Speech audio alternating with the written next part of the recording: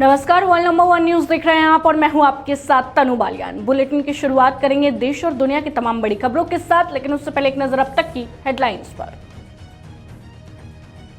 हिमाचल में बादल फटने से तबाही। हिमाचल प्रदेश में 17 दिनों में 19 बार बादल फटने से 82 लोगों की मौत हो गई। कई जिलों में बाढ़ और भूस्खलन का खतरा, मौसम विभाग ने अलर्ट जारी किया। ब्रिक्स शिखर सम्मेलन में पहलगाम हमले की निंदा। पीएम मोदी ने ब्राजील में ब्रिक्स सम्मेलन में मलेशिया के पीएम के साथ मुलाकात की। पहलगाम आतंकी हमले की कड़ी निंदा भी की। उत्तर प्रदेश में कावड़ यात्रा विवाद। कावड़ मार्ग पर ढाबों के लिए नए नियम, नाम और लाइसेंस प्रदर्शित करने के निर्देश। मुजफ्फरनगर में कर्मचारी के नाम को लेकर हुआ विवाद। नोएडा में सड़क पर बड़ा गड्ढा। हल्की बारिश के बाद नोएडा के सेक्टर 100 में 12 फुट चौड़ा और 15 फुट गहरा गड्ढा। स्कूली बच्चों और राहगीरों के लिए खतरा। बिहार में क्राइम की लहर। पूर्णिया में एक ही परिवार के 5 लोगों की जिंदा जलाकर हत्या। 24 घंटे में 9 हत्याओं ने पुलिस प्रशासन पर सवाल उठाए। चलिए रुक कर लेते हैं खबरों का। प्रधानमंत्री नरेंद्र मोदी ब्रिक्स समिट में शामिल होने के बाद मंगलवार को रियो डी जनेरियो से ब्राजील की राजधानी ब्रासिलिया पहुंचे। यहां पर उनका स्वागत शिव तांडव स्तोत्र और भारतीय शास्त्रीय नृत्य से किया गया।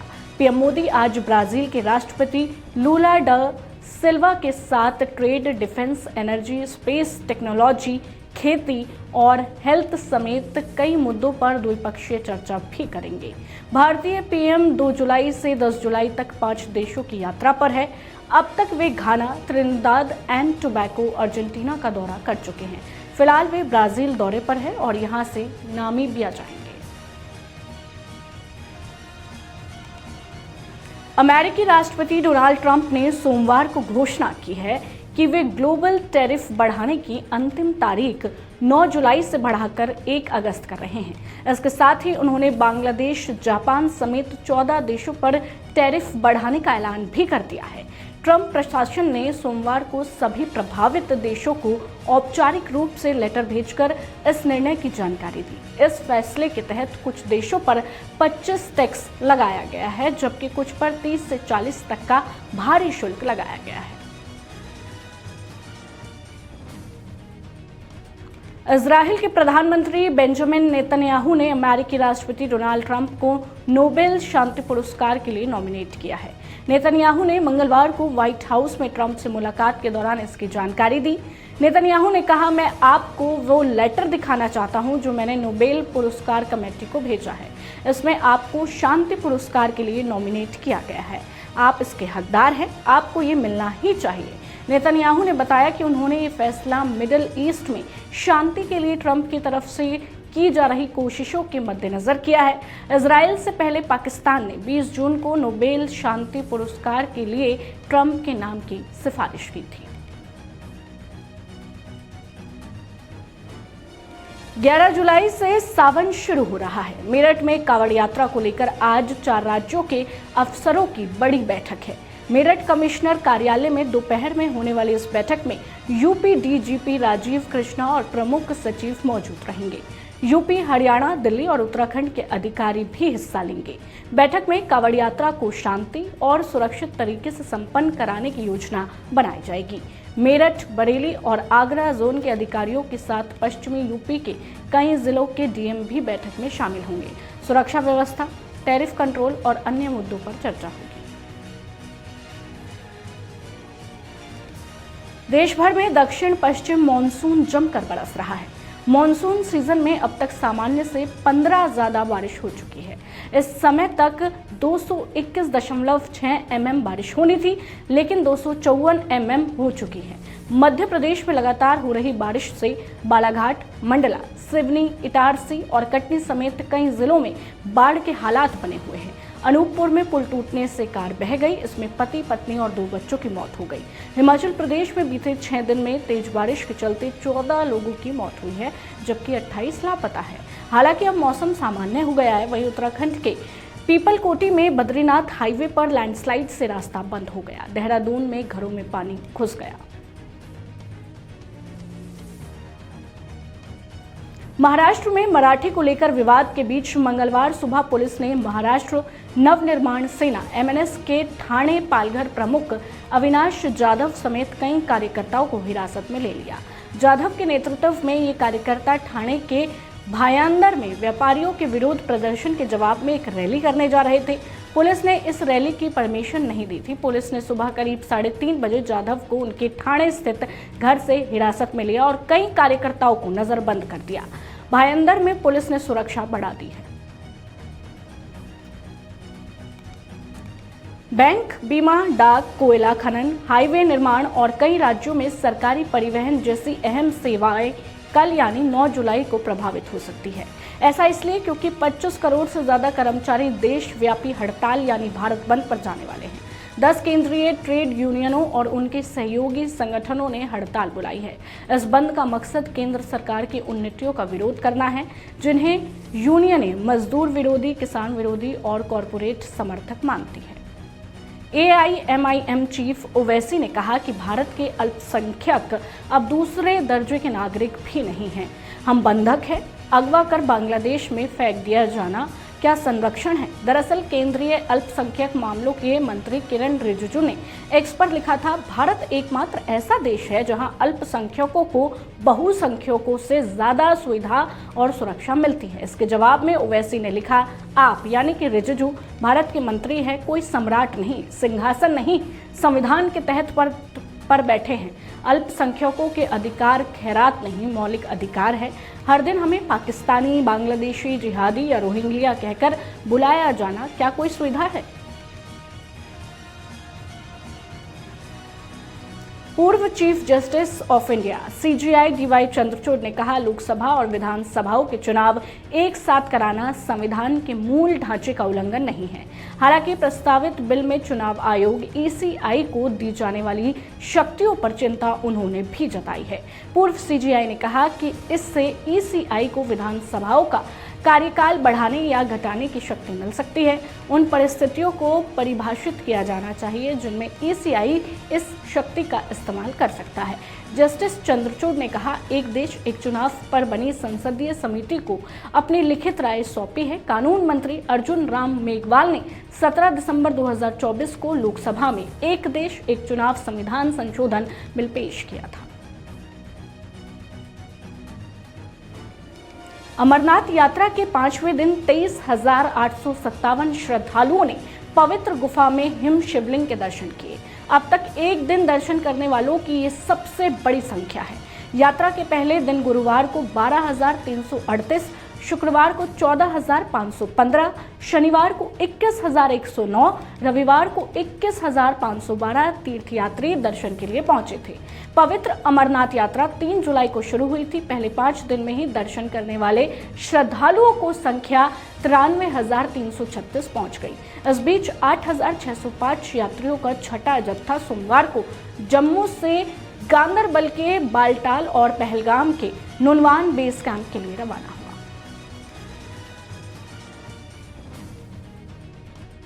तंजावुर कुंभकोणम हाईवे पर एक दुखद घटना में 4 लोगों की मौत हो गई, जिसमें एक 3 वर्षीय बच्ची भी शामिल है। ये दुर्घटना कुंभकोणम से लौट रही एक कार की टक्कर से हुई, जिसमें पौधे ले जा रही एक टाटा एस कार ने टक्कर मार दी। 3 अन्य गंभीर रूप से घायल हो गए। पीड़ित चेन्नई के रहने वाले थे।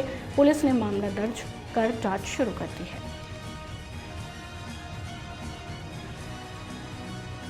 खड़गपुर के नीमपुरा इलाके में एक दुर्घटना हुई, जहां एक ट्रक फ्लाईओवर की रेलिंग तोड़कर रेलवे ट्रैक पर गिर गया। भारी बारिश के बीच कम दृश्यता के कारण उसका नियंत्रण खो गया।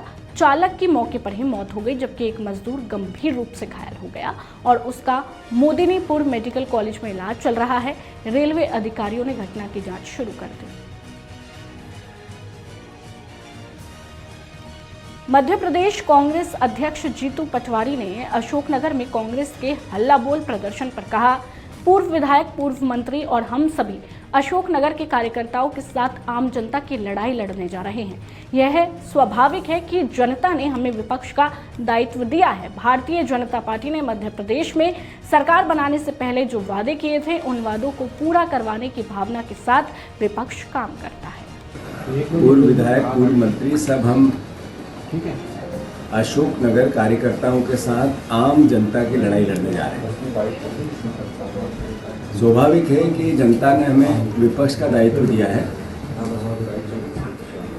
उनके दर्द को, उनकी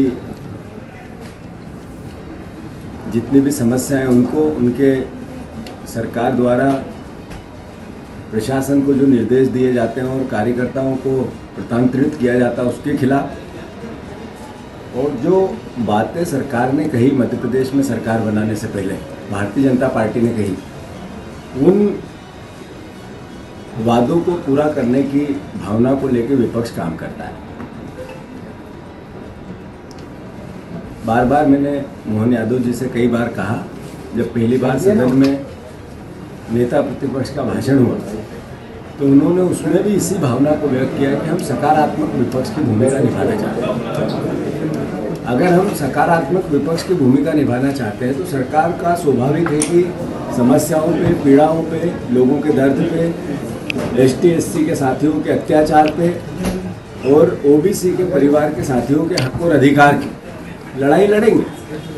सरकार इसको नकारात्मकता से लेती है, सरकार की ताकत का दुरुपयोग करती है, कार्यकर्ताओं पर मुकदमे करती है, नेताओं को डराती है। मध्य प्रदेश राजधानी बन गया ST/SC के अत्याचार की। मुख्यमंत्री भारतीय जनता पार्टी जो कमलनाथ जी ने OBC का आरक्षण दिया उसको कहते हैं 4 लाइन पर्ची पे लिखकर कोई कानून बनता है क्या? मुख्यमंत्री की अपरिपक्वता को बताता है। 25,000 से ज़्यादा बच्चे जिन्होंने अपनी एग्जाम्स क्लियर कर ली वो नौकरी पे नहीं लग पा रहे इसलिए कि भारतीय जनता पार्टी नहीं चाहती है कि OBC का आरक्षण आए। ये अन्याय और अत्याचार एक अराजक सरकार कर सकती है। जो अपने ही बच्चों का गला कैसे घोटा जाता है, ये सरकार ने एक नई चाल, एक तरह की नई राजनीति करना चालू की है। इसके खिलाफ कांग्रेस पार्टी ने बिगुल बजाया है।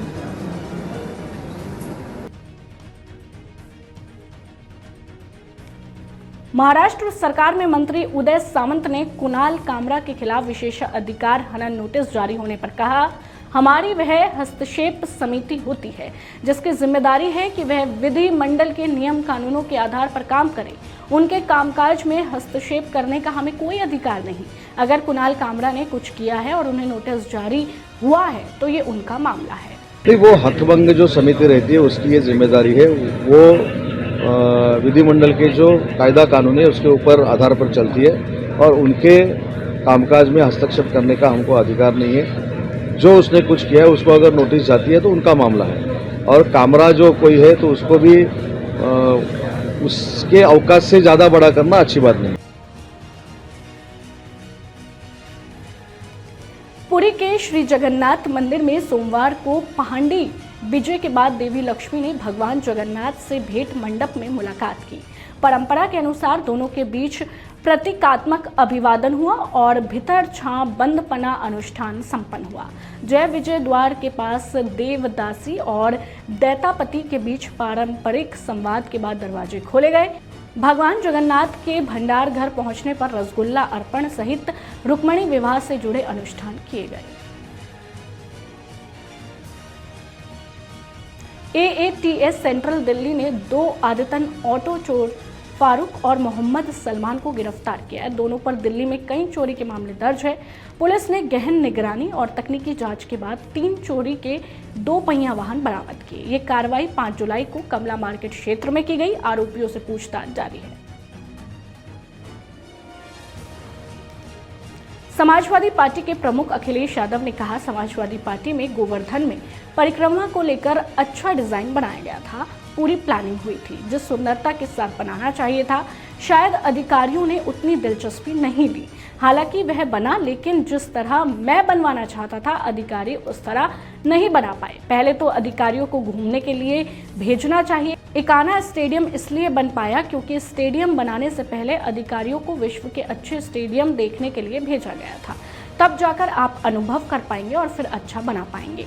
वह मैनचेस्टर का स्टेडियम देखकर आए और नतीजा आपको इकाना स्टेडियम में मिल गया। जो कॉरिडोर बनाते हैं उनका लक्ष्य कुछ और होता है, दिखाते कुछ और है, लक्ष्य कुछ और होता है। मुझे याद है कि समाजवादी सरकार में गोवर्धन में परिक्रमा को लेकर के बहुत अच्छा डिजाइन बनाया गया था, पूरी प्लानिंग हुई थी और जिस सुंदरता के साथ, जिस अच्छे इंफ्रास्ट्रक्चर के साथ बनाना चाहिए था, शायद अधिकारियों ने उतनी दिलचस्पी नहीं ली।